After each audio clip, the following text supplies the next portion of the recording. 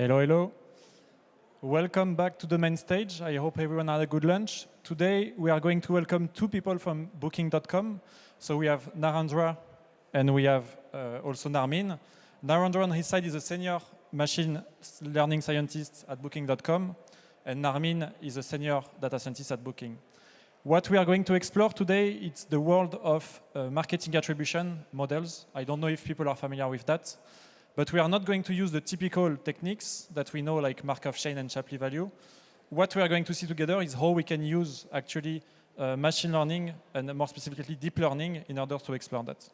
So thanks a lot for your time, and please give them a big applause, actually. Good luck. Thanks a lot, Mael, for the introduction, and thanks to the PyData organizing committee for having us here. My name is Narendra, and together with my colleague Narmin, we'll be talking to you today about the work we do at Booking.com, where we apply ideas from natural language processing to marketing. And we do that by building recurrent neural networks, which are used for data-driven multi-touch attribution. And so that's a lot to unpack in that title, and we'll do that through the course of the talk. But before we go into all of that, I just wanted to set the agenda for the talk. We will begin with a small introduction for myself and for Narmin. Then I'll spend about 10 minutes setting the business and data context for the talk, where I'll explain what attribution is and how we think about it at Booking. Then we'll jump into the model architecture and how do we train our attribution model, how do we evaluate it, which runs into some complexities. And that then leads to a good segue into the last section where Narmin will go into online experiment design and how we design A/B tests for attribution. And that's an advanced section where there is a lot of unknowns, and we are interested in sharing this new work with you all. So to begin, about myself, I'm Narendra. I am a machine learning AI practitioner with experience in a variety of e-commerce settings. And I have currently, I am a senior machine learning scientist at Booking.com, where I work on attribution modeling, which is the subject of the talk here. Previously, I have been a machine learning scientist at TripAdvisor and also at Philips Research, where I've worked on a variety of problems, which range from recommender systems to NLP, and now I do attribution modeling. Before that, I did my PhD in systems neuroscience from Brandeis University. I have always loved working with Python, contributing to open source, and that the PyData community has been very supportive for that. I am interested in travel, as you can see from my work for different travel companies, especially on trains, and I love the chance to cycle whenever I get the chance. Do visit my website to learn more about me. And I'll give it to Narmin.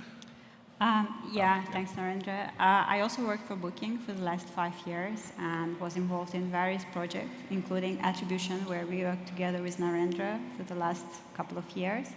And before Booking, I was working in a telecommunication company, Swedish TeliaSonera. Also working on optimizing marketing campaigns, trying to target all the different customer segments and make sure that we approach each customer in a correct, personalized way.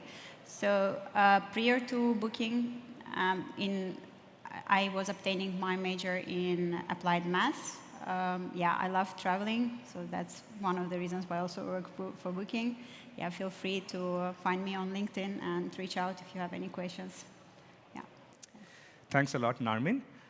And so to jump into it now, I will set the business and data context for the talk, as I said.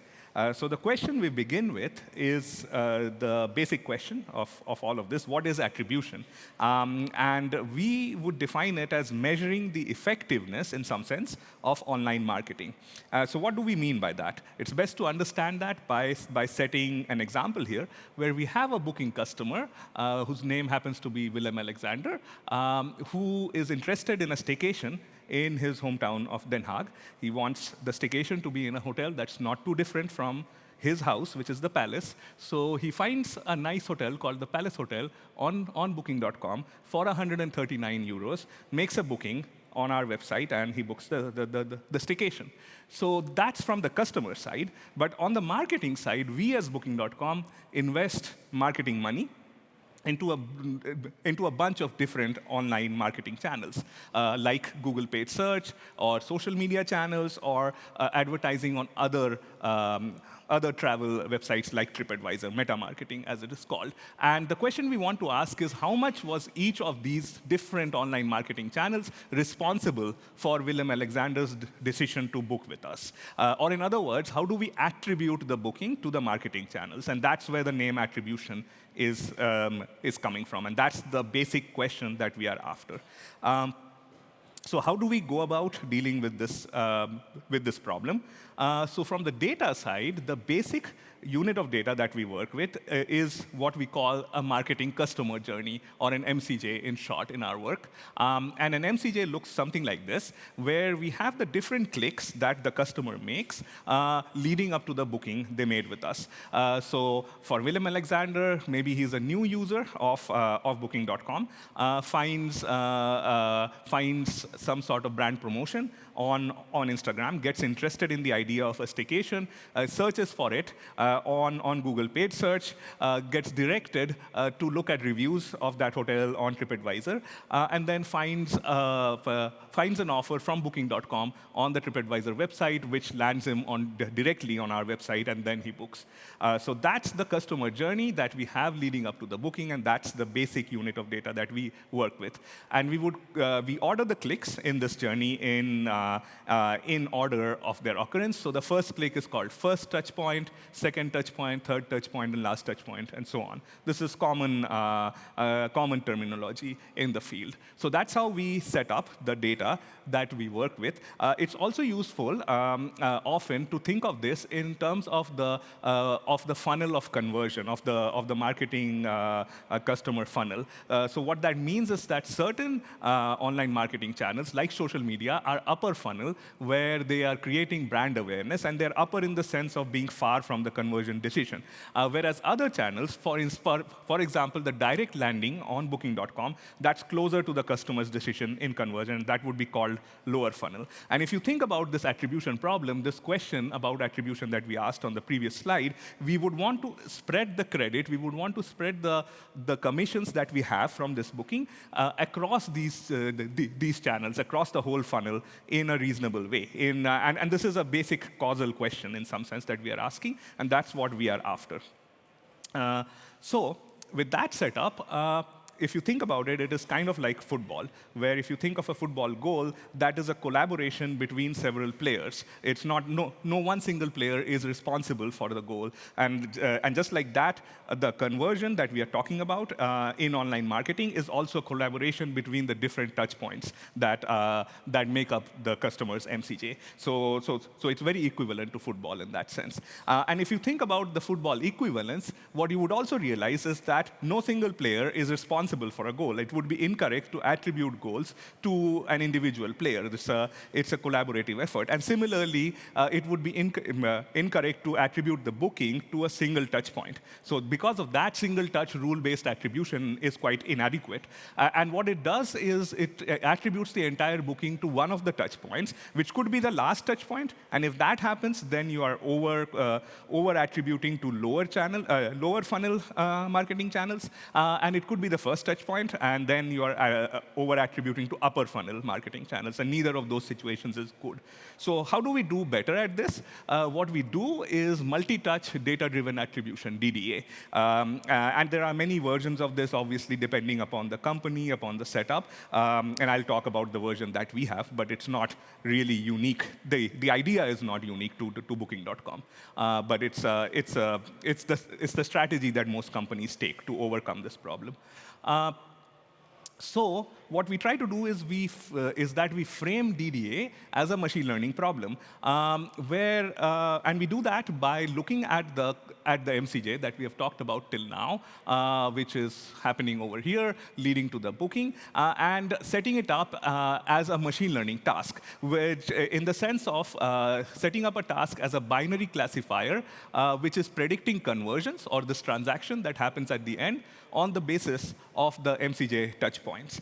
So your data is the MCJ, you have the touch points, you have a binary outcome at the end that you want to predict. And I want to point out that this task is an auxiliary task because we are not really interested in predicting conversions here. What we are interested is predicting the touch point responsibilities. But that's impossible to do because the ground truth is unavailable. We don't have a data set where we really know the touch point, the touch point responsibilities. We only know the identities and whether the conversion happened. And so our hope here is that we train on this auxiliary machine learning task and we do some sort of back calculation to be able to get the touch point responsibilities. And that is what this talk will go over. So with that setup, you can already see that this is running into a sort of tension, a sort of a problem, that this machine learning approach produces a correlational and not a causal model. And that's kind of important. And what I mean by that is that the DDA machine learning model, how we have set it up, trained on this auxiliary conversion prediction task, learns two types of correlations. One is what touch points usually co-occur in MCJ, what touch points happen together. And the second is what touch points happen together with a booking. And that's the thing that we are trying to predict. So these are both correlations that the model will learn. But what we really want from DDA is incremental attribution, as we call it. And what incremental attribution means is the contribution of a touch point in conversion over and above all the other touch points you have in the journey. And that's a causal thing that we are asking. And that's almost impossible to get from an observational data set. So what can happen is that the DDA model can learn biases if some touch points that do not impact conversion just happen to co-occur with touch points that do. So certain touch points can hitchhike with other touch points, which do lead to conversion. And the model will think that that first set of touch points, which is not really important for conversion, is still important. And so that's the problem you have training a machine learning model on observational data. That's a basic sort of a dilemma we have in machine learning. And that's why offline evaluation is tricky in this setup, and Narmin will talk about the online experiments, which are eventually the gold standard. That's the best we have that we can go on, but those are expensive, and there are other problems associated with that. And Narmin will go into that. So with that setup of the problem, now jumping into the model architecture itself, what we do is we think of MCJs as sentences. So we take some lessons from natural language processing. So the MCJ here is like this. You have the touch points, which lead to the booking. And you can think of it as a sentence where you have tokens in a sentence, which leads to, say, a positive sentiment over here.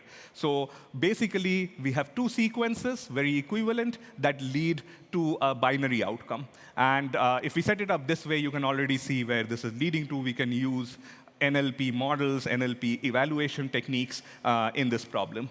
At least in the auxiliary machine learning problem. And that's what we do. We take the touch points, we embed their features into vector embeddings, and then what you have is a sequence of vector embeddings, which leads to a conversion or a non-conversion, or as we call it, a timeout. A timeout is basically the user has not booked for a really long time after the journey has been completed. So that's the non-conversion signal for us. And now any text classification model can be used with this setup. So that's the idea here. Now you can see the whole wide world is open for us. We can use any model that can be used for text classification. So many of the modeling choices that come after this are not set in stone. They are mostly dictated by technological ease, by ease of implementation, that sort of stuff. So a lot of the decisions we made are not really this model is the best one out there. It's basically something that worked for us. So we use LSTMs, and LSTMs are a special kind of RNN. RNNs are recurrent neural networks, which have a working memory component, which I'm sure many of us in this crowd know. LSTMs, in addition to the usual working memory component of the RNN, have a long-term memory component, which basically makes them better to handle these long sequences of tokens, which our customer journeys can look like. So it's good for it's a good model for our data. And so that's why we picked that. And so with the choice of the LSTMs, the DDA LSTM for us looks something like this, where we have the touch points. We have the Google touch point, we have a TripAdvisor touch point, and a direct landing on Booking.com that leads to a conversion or timeout at the end. We embed the touch point features into embeddings, and then we feed those embeddings into the LSTM steps. And so every LSTM, and to be honest, every RNN, consists of steps, and these steps are the number of steps are equal to the number of tokens in the input sequence. So here we have 3 tokens or 3 touch points, and so we have 3 steps. These steps interact with each other using the memory states, and that's how the model becomes a whole. And so that's what's happening here. So each token enters into a separate step of the LSTM, which communicate with each other using the memory states. And what you have is an output out of each of these steps. So what that means is that you have the number of outputs you have from the LSTM is equal to the number of tokens you have. And so when you set it up this way, there are 2 remaining questions. First is, how do we combine these outputs to get a final MCJ level binary output? Because that's what we want to compare to this conversion signal and train the model. That's where the loss function will act. And then the bigger question is, how does this network do attribution? That is, how do we calculate each touch point's responsibility towards conversion? That's the most important thing we are interested in here. There can, again, be several ways of doing this, and we have tried a bunch of different options. For mainly implementational reasons and some business insights, what made sense for us was to use attention to solve both of these problems. So attention, as people who are familiar with natural language processing would know, is a commonly used idea in NLP tasks. And what it reflects at its base is how much a network, how much a model needs to focus on each token in a sentence or touch point in a MCJ for us to predict something. So it reflects the attention that the model has to place on each token to be able to predict, in our case, the final conversion signal. And you can see where I'm taking this. This is getting into the responsibility idea, where if the model has to focus on a certain touch point more than another to predict conversion, maybe that touch point is more responsible for the conversion. So that's where we make this jump from correlation to causation, and we hope that we are in the right direction. So this idea was originally proposed in a neural machine translation task, and it can be used in our setup for both combining the token level RNN outputs, and then it can be later used for attribution, as I was saying. Our LSTM is built at a high level from ideas from this paper. And as I said, attention isn't the only way to do this in an RNN. There are a few different ways, and we can have conversations after the talk if you are interested to know about our work using that. So with attention, the DDA LSTM looks something like this. We have the touch points going into the LSTM steps. We have the 3 outputs for the 3 touch points, which then pass through a fully connected attention layer, where we place a softmax on top of it. And that is kind of unique in the attention work. That softmax is specifically for attribution, because we want these attention weights to sum up to 1, and so that they can be used for attribution later, because we want to attribute the booking to something in the journey. Classically, attention weights can behave freely. That's fine, because you're only interested in the prediction. But we are interested in the attention weights, their magnitude themselves. And so that's why the softmax is important. And then it passes, like the final output passes through a sigmoid layer, which leads to the conversion probability, where you can put the loss function for the model. And so attention weights can directly be, after this, used for attribution as the touch point responsibilities. I do want to take a moment to focus into the attention layer to show how this works, because it's a little, it is quite simplified. It's a little different from the usual NLP task, where what we have is the attention layer is a single fully connected layer with a scalar output that we call the attention weight. And then all tokens share the same attention layer. And so what happens is the output from the 3 tokens passes through the same layer. O1 produces A1, O2 produces A2, and O3 produces A3. In equations, that's something like this. So AI is the softmax on top of the attention layer here. And then these weights are used to produce a weighted average of these outputs. So the final output is summation AI OI. So that's what is being indicated by the dotted lines here. So they get summed together to produce one output, but it's a weighted average, weighted by the attention weights. And that gets passed through the sigmoid layer for the conversion probability. So it's a pretty simple setup. As I was saying, ease of implementation, and interpretation is also easy because attention can directly be used for touchpoint responsibilities. So now that we understand all of that, there is one last thing I want to point out about model details, which is that attribution depends on user characteristics. And I want you to yourself think about this question where we have two different users. One is Willem Alexander, who is a new user on our website, who learns about the brand, about a staycation, being booked on booking.com, maybe on a social media channel. And then there's me, who has Genius Level 3 membership on booking.com because I've booked a lot. I'm a loyal customer. I have brand loyalty. For whatever reason, we have the same MCJ. We made the same type of clicks leading up to the booking of the same hotel. If this were the situation, would you attribute the booking of Willem Alexander across these touch points in the same way or in the same ratio as for me? And the question I'm asking this is because I have brand loyalty. Maybe if those marketing touch points were not there, if the marketing was not happening, I would still just go to the booking.com website because I like it and book the hotel. So so my attribution has to be different from a new user's attribution just because I'm loyal. So that's the thing that we also have to put into the model.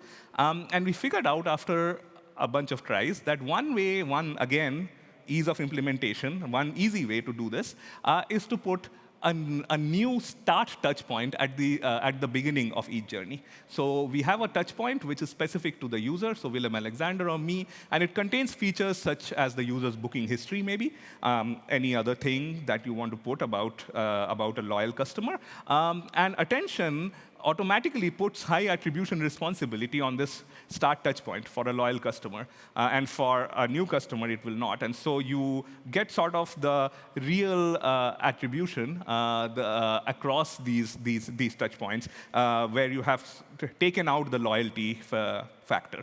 Again, as I put out in that slide, this is observational data, correlational. So although the statements sound like causal, there is eventually, at the end of the day, we can't really make causal claims without experiments. And this is how far can we go in an offline, non-experiment setup.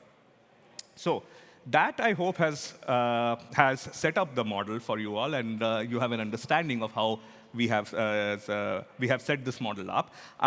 But as I said at the beginning, the task that we are training on is the auxiliary machine learning task. And so we can evaluate the model on this conversion prediction task and say, OK, this is a better model versus some other model. We can evaluate models using how well are they doing on the conversion prediction task. But that is not the most important thing. Again, what we really need is a way to evaluate the model's performance at attributing touchpoint responsibilities accurately. And obviously, we'll do the online experiment, but those are expensive. We want to be sure of our model before we go on to online experiments. And this is particularly challenging. And we have a few different ways of doing this. The one that we find the most reliable is actually sort of a business sanity check, which we give the fancy name of credit shift analysis. And so what this does is something like this.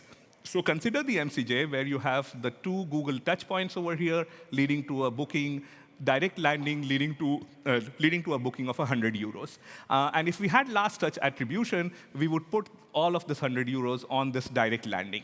Whereas some DDA model, this is an example DDA model that we train, does this attribution where it places 45 on this Google click, and then 35 on the second one, and 20 on the last direct landing that we have. And so what we can calculate from it is how credit has shifted between channels. And this is just one MCJ. We do this over our huge whole set of MCJs, and so you get these overall big shifts in where is the credit shifting as you move from one model to another. So here for direct, we would say that under last touch attribution, we have 100 euros, for Google search, 0. In this one, we have 20 euros for direct and 80 for Google search. So we can say that credit shift for direct is minus 80%, and for Google is plus 80%, for instance, if you move from last touch to DDA. And this we can use to check some basic business intuitions, like compared to last touch, DDA should move credit away from lower funnel channels and towards upper funnel channels. So last touch is just that last click that happens before booking, so it should be very lower funnel. If you move to any sort of DDA model, this is just a sanity check, very obvious. You should see credit moving into upper funnel channels, and then you have much finer credit shifts that you sit down with the business people and try to figure out what makes sense in some sense. So that ends my section on the model and offline evaluation. But I'll hand it over to Narmin to take us into the experiment design setup. Thanks, Narendra.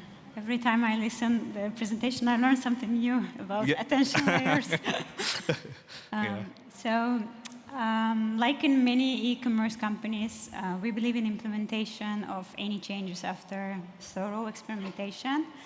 And this culture of experimentation is very well established at Booking in our processes, so ensuring that we make informed decisions based on solid evidences.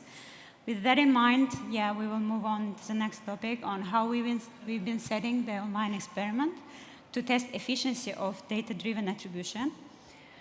First things first, usually, as with many experiments, we need to set the clear objectives of DDA, and it's crucial for us to align our modeling efforts with the business outcome, so that it can help us to to come up with a set of right metrics and benchmarks. As Narendra already mentioned, the multi-touch attribution, data-driven attribution, gives us deeper understanding on the true return on investment.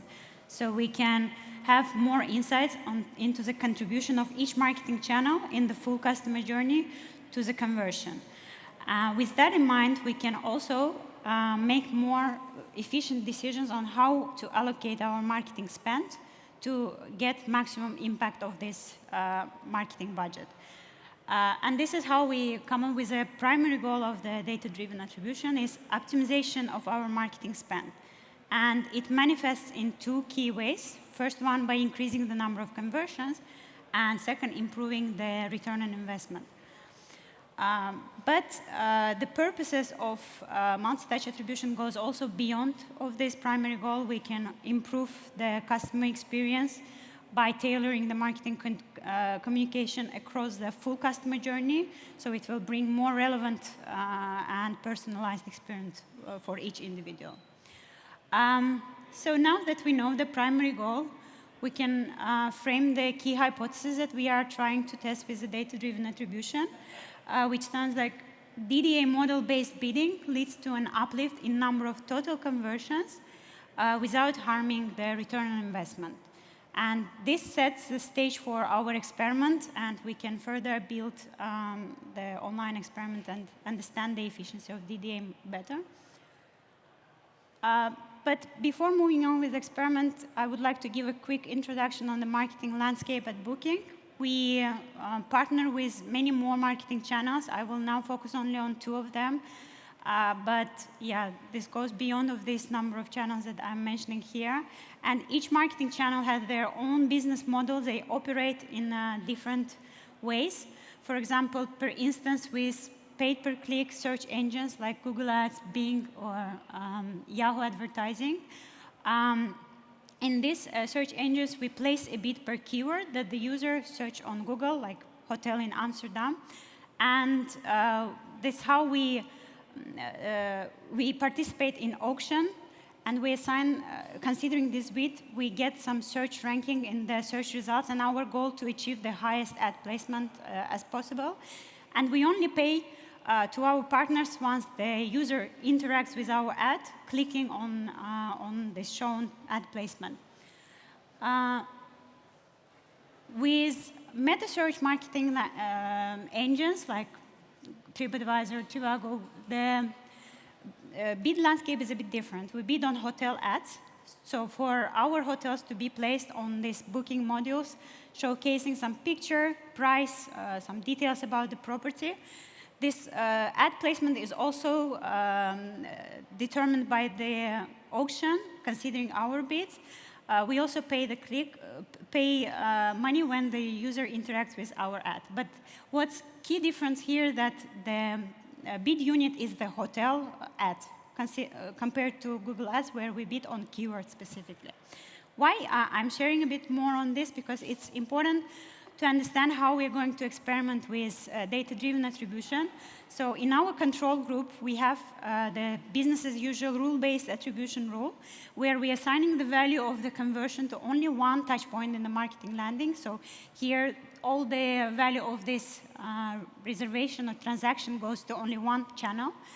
But in our treatment, we try to, using the weight scores from the output of the prediction model, getting the DDA weights, we try to efficiently distribute the value of this conversion across multiple marketing channels and determine the values that we are going to bid according to the output of the data-driven attribution model.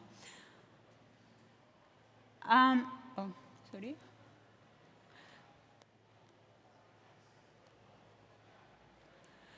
Let's take a closer look at the typical marketing journey. It involves multiple touch points and across different channels. And we need to come up with some randomization unit for us to split these journeys into treatment and control groups.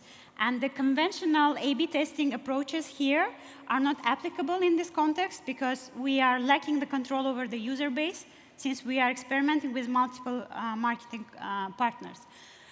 So we need to find out some common feature which will help us to coordinate the journey across various channels. And that feature can be served as a randomization unit. So our key goal here is to minimize the number of journeys broken between treatment and control. And in this case, when the bid unit for one marketing channel is the keyword and the hotel ad for other marketing channel is the hotel itself, to overcome these challenges with different bidding approaches, we came up with the randomization units such as search destination location.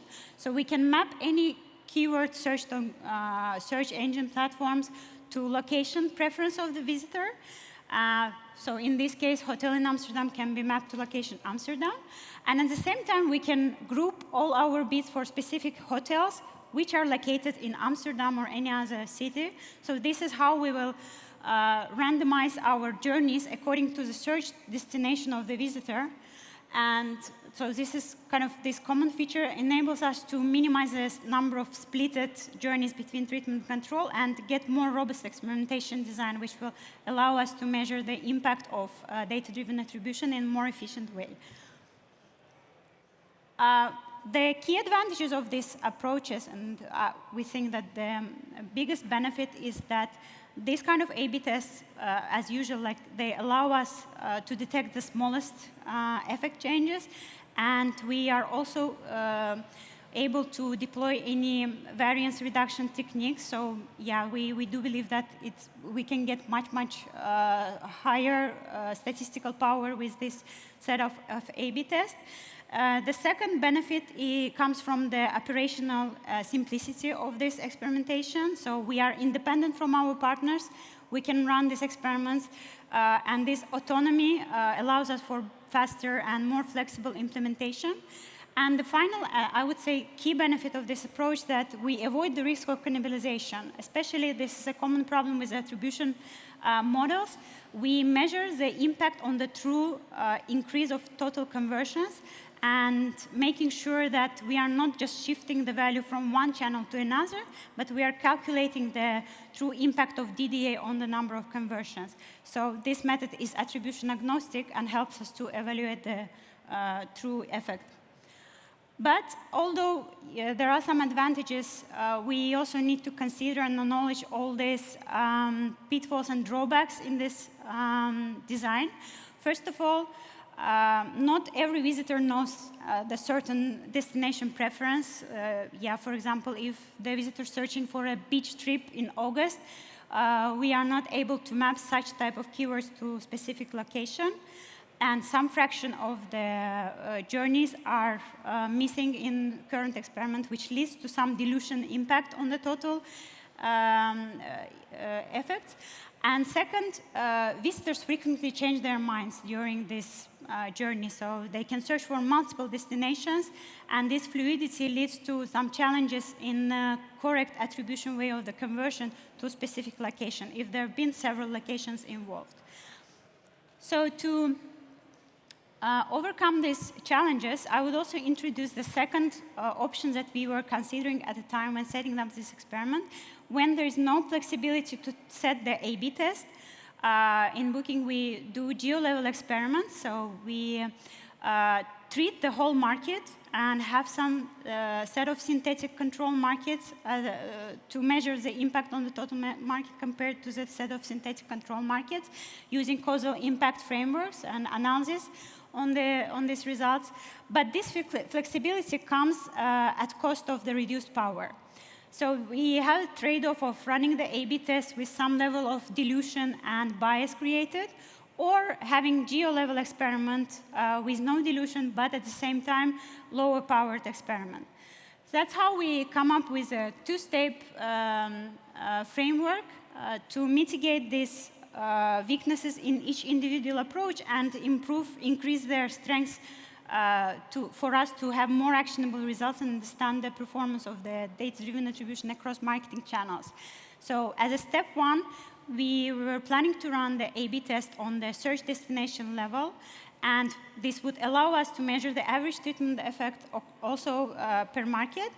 And as a second step, retest and revalidate the results from the first step by the geo-level experiment on the selected set of markets that we can define on the first step. And I'm glad so this two-step approach would help us to mitigate this potential bias and pitfalls with the first step, and at the same time, get more robust experimentation framework. And I'm glad to share that we already accomplished the first step, and currently we are assessing the results to decide on the next steps and come up with a proper experimentation strategy for DDA to implement it and roll out across the company. It was not like one or two person effort project. There was many colleagues across engineering, product, and marketing data teams involved. So yeah, I would like also to acknowledge their contribution and say thank you.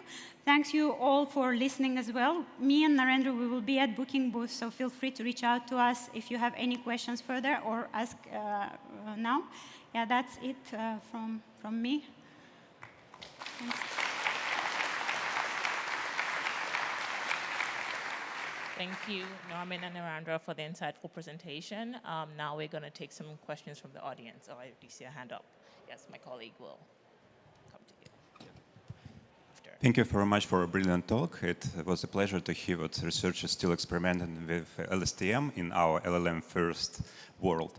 My question will be about the embeddings. What kind of embeddings do you use to represent this touch point, especially when you told what the initial touch point is some kind of user profile? Thank you. Yeah, that's a really good question. Thanks for asking.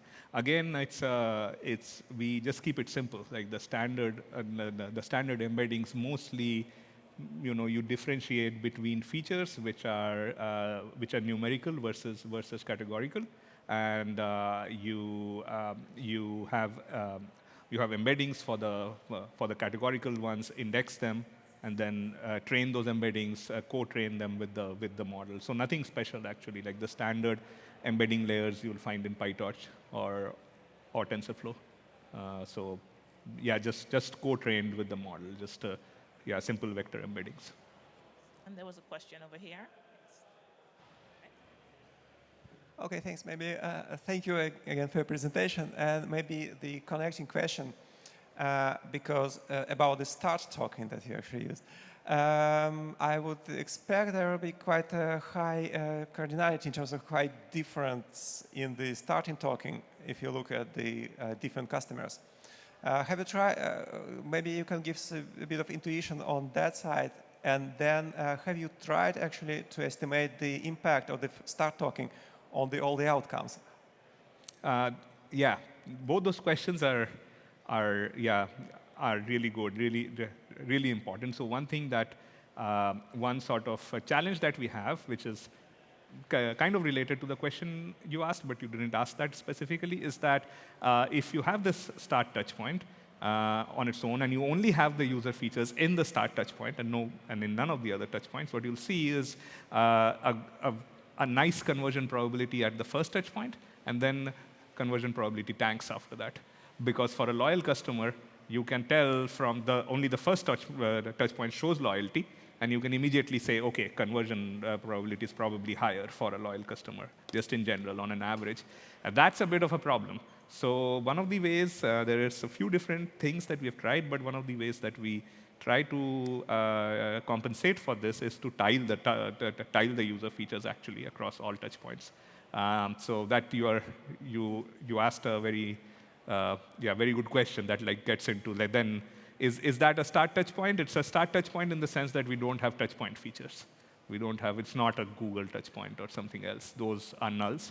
But the user features, one of the ways that we try to deal with it is by tiling them. So that was one. Did you have, you had another one? But that answers your question. Yeah. The second was about the impact of this touch point, and I hear that it's huge, basically. Yeah, exactly. But that's why it's also important to include it. If you don't have it, you get very different results. Yeah.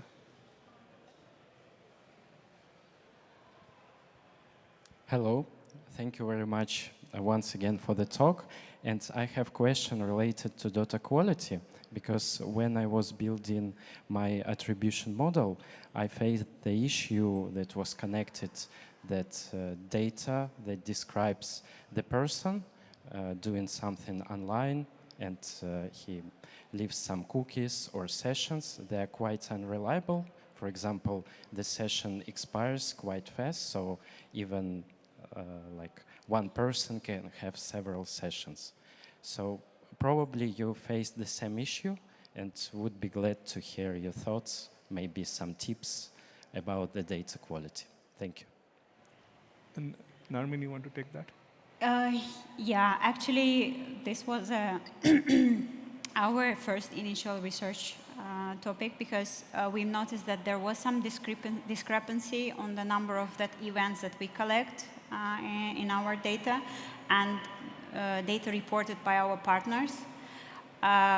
Currently, we need to have some ground truth to compare our data against, and usually it's within the 10% range. So, and which seems to be an acceptable threshold for us to train our model based on this small mismatch. So yeah, we don't face that much challenges right now with the quality of data, but we believe that we need to come up with more accurate way to compare it, especially for non-paid clicks.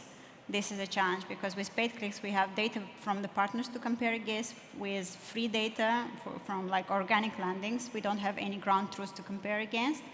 And we also noticed that the way how we define the touch point impacts a lot the scores at the model. So yeah, it's kind of reiterative process, continuous. So just over the years, we just try to improve this definition and deal with these data quality issues. But yeah, for now, it's within the acceptable threshold for us. I see you. Okay. Yeah. Thanks for the question. Sorry, thanks for the presentation.